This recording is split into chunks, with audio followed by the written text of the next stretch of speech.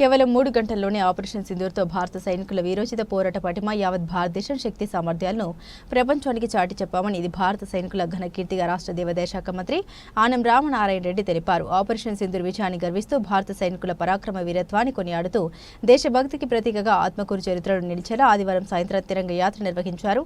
తిరంగ యాత్రను రాష్ట్ర దేవాదాయ శాఖ మంత్రి ఆనం రామనారాయణ రెడ్డి జెండా ఊపి ప్రారంభించారు.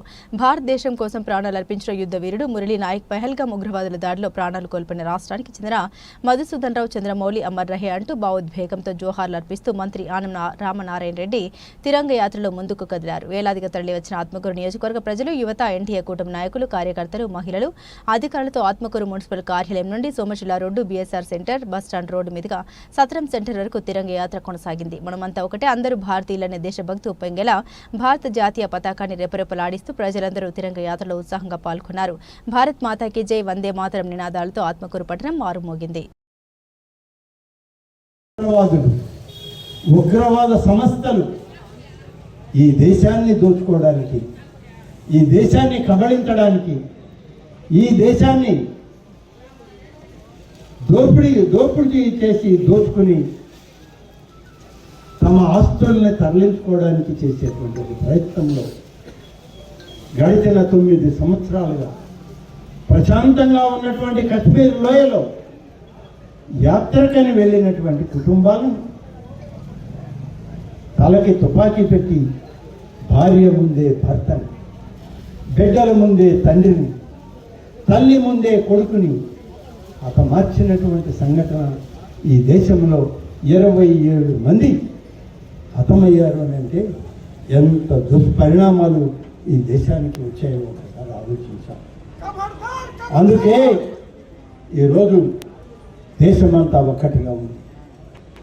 ఇటువంటి ఉగ్రవాదాన్ని మేము క్షమించము, రాజీ పడమని ఇవాళ భారతదేశ ప్రభుత్వం, దేశ ప్రధాని ఇవాళ అన్ని దేశాలకి చెప్పే ప్రయత్నం చేశారు.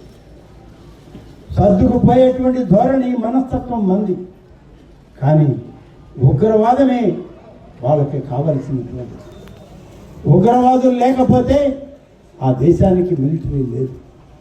ఉగ్రవాదులు లేకపోతే ఆ దేశ మిలిటరీకి, ఆ దేశానికి ప్రభుత్వం లేదు, రాజకీయ నాయకులు లేరు. ఉగ్రవాదుల వల్లనే అక్కడ మిలిటరీ పరిపాలన, ఉగ్రవాదుల సహకారంతోనే ఆ దేశ ప్రభుత్వాలు ఇవాళ పరిపాలిస్తున్నాయి. అంటే ఉగ్రవాదం లేకపోతే ఆ దేశానికి మనుగడే లేదు. మళ్ళీ అన్నార్తులై భారతదేశానికి రావాల్సింది.